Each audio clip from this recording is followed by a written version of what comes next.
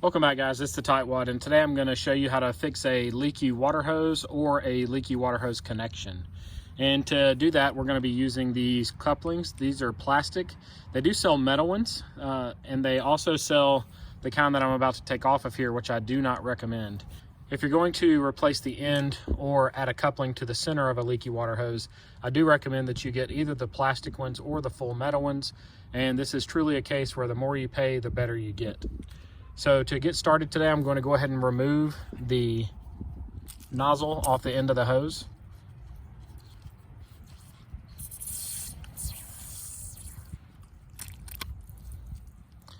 And let some of the water drain out of it. Now, all I need to do here is cut off this end. I'm not going to try to pull it off. I'm just going to cut it off.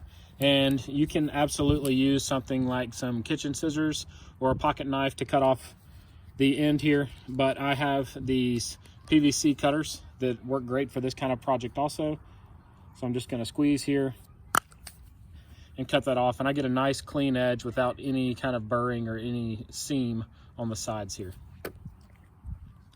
The next thing you need to do is get your new hose end and loosen the screws, which I've already done, and I'm going to go ahead and pull it to separate it.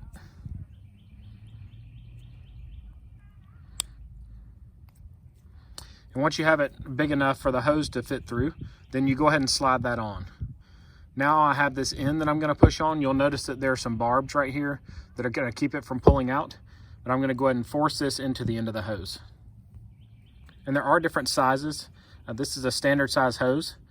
So it's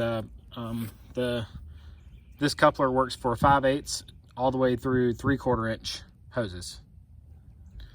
And this is the smaller end of that range, so it's going to be a little more difficult to push on, but I'm going to get it pushed in here.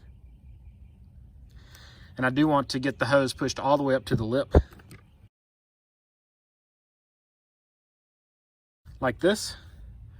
And now that the hose is pushed all the way up to the lip, I'm going to move this piece up there. I'm going to go ahead and loosen these up all the way.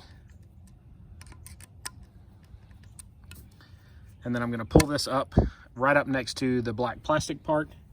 And now all I have to do is screw these down.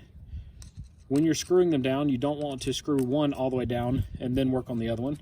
You want to kind of alternate back and forth so you get a nice even clamp on the sides.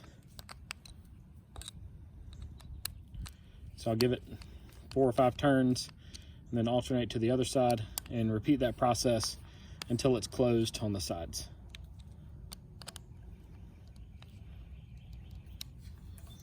And you can see it's closed here and here. I'll give this side another little bit of a turn here. And this one is ready to go. So I'm going to go ahead and screw the nozzle back on.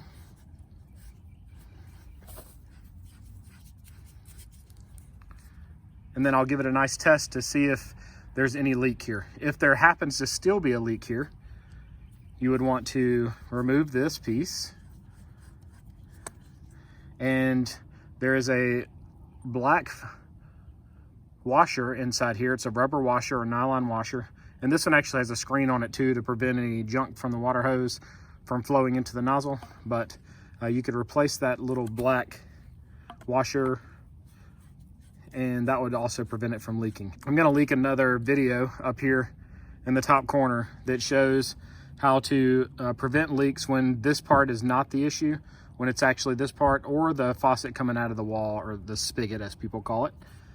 But now I'm going to test this out and make sure there are no leaks. If I happen to have a leak in the center of my hose where I hit it with a mower, or sometimes hoses just spring leaks for a variety of different reasons, can puncture a hole here. On that one, you would simply cut out the section that's leaking, and then you would use this coupling, and it works the same way. So inside here, there's a plastic piece that you would stick into both ends of the hose, and then you would tighten these screws to hold it all in place. We did replace the male end today. The male is the one that has the threads on the outside, but you can absolutely find the same type fitting. There's a female that has the threads on the inside, and it would be used to connect to this one or to the spigot on the wall.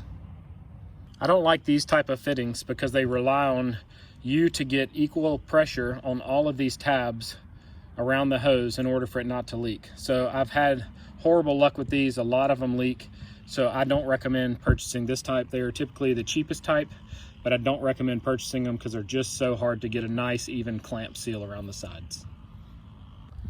I hope you guys found this video helpful. If you did, give it a thumbs up and subscribe to my channel. You can follow me on Facebook or on Instagram if you want to see some of the behind the scenes footage before I actually post videos here. And that's also a great place to ask me questions or to communicate with me directly. I do respond to any comments that you write down below. If you want to see some of those supplies used in this video, then look in the description or in the pinned comment, and there'll be some Amazon affiliate links that you can click to order your own. Click any of the videos showing right now on the screen and they'll open right up on your device. And I hope you guys have a great day.